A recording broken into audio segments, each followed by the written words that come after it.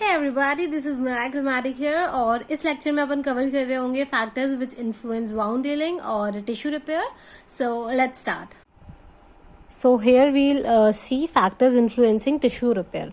तो वो फैक्टर्स जो कि टिश्यू रिपेयर, वाउंड हीलिंग, इसकी स्पीड को इन्फ्लुएंस करते हैं, वो फैक्टर्स हमको देखने हैं. So there are local factors and there are general factors. ठीक है, तो यहाँ पे हम उसको याद कर रहे होंगे. लोकल फैक्टर्स में क्या क्या आता है?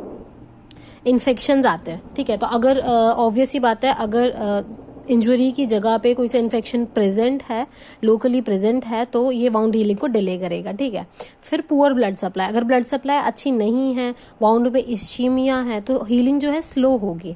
ठीक है, तो इसकी एग्जांपल क्या है कि फेस में अगर कोई इंजरी होती है तो हीलिंग, जो ब्लड सप्लाई है वहाँ पे वो बहुत ज़्यादा अच्छी होती है, तो वहाँ की हीलिंग फास्टर होती है.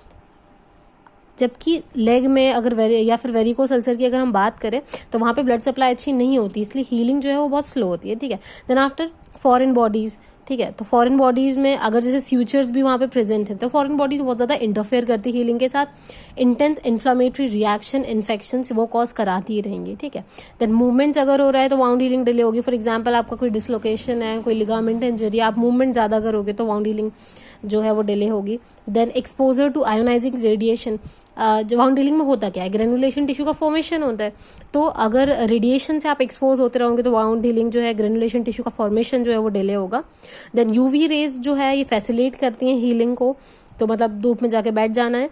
फिर type, size and location of injury. जो इंजरी है उसका टाइप, कौन से टाइप की इंजरी है, उसका साइज क्या है, उसकी लोकेशन क्या है, ये भी डिटरमाइन करता है कि जो हीलिंग है वो रेजोल्यूशन से होगी, ऑर्गेनाइजेशन से होगी. ठीक है, so there are two methods.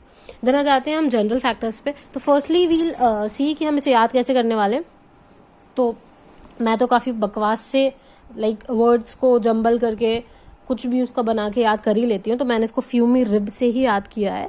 फ्यूमी रिब. Then F stands for foreign body, U for ultraviolet. तो फॉरेन बॉडी से वाउंड हीलिंग क्या होती है, कम होती है. अल्ट्रा वायलेट से बढ़ती है. एम फॉर मूवमेंट, कम होती है. आई फॉर इन्फेक्शन, कम होती है.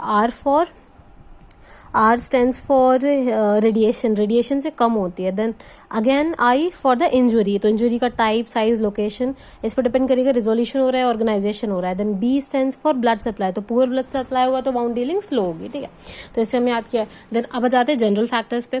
तो जनरल फैक्टर्स में क्या क्या आता है, एज आता है. तो हम काफ़ी ऑब्वियस है, यंगर एज पे हीलिंग जो है वो रैपिड होती है.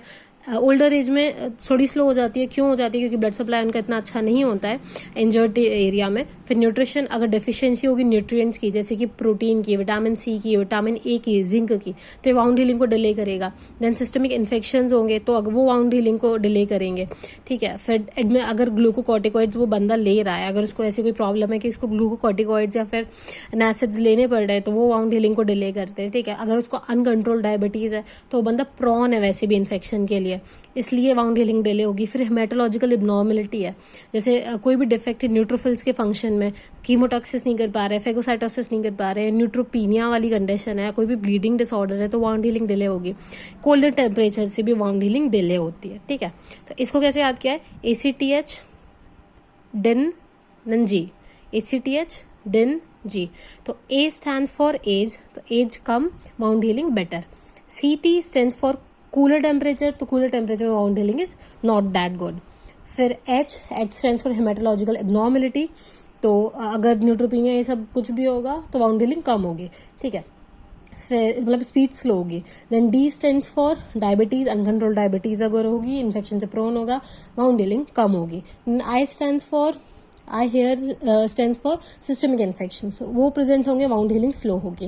Then N stands for nutrition deficiency, अगर वो होगी तो वाउंड हीलिंग स्लो होगी. And G stands for glucocorticoid and antacids, तो वो भी अगर उसका एडमिनिस्ट्रेशन चल रहा होगा तो वाउंड हीलिंग स्लो होगी. सो यहाँ पे जनरल फैक्टर्स देख लिया. अब हम थेरापेटिक इन्फ्लुएंस देखेंगे कि अगर कोई भी नेचुरल प्रोसेस से वाउंड हीलिंग अच्छे से नहीं हो पा रही है, डिले हो रही है हीलिंग में, तो हम बाहर से कुछ ऐसी थेरेपी एम्प्लॉय करते हैं जो कि स्टिमुलेट करे हीलिंग को, साथ ही साथ नेचुरल प्रोसेस को बिल्कुल डिस्टर्ब भी ना करें. ठीक है, तो इसमें हम exercise therapy, manual therapy, electrotherapy, ये सारी चीज़ों का यूज़ करते हैं.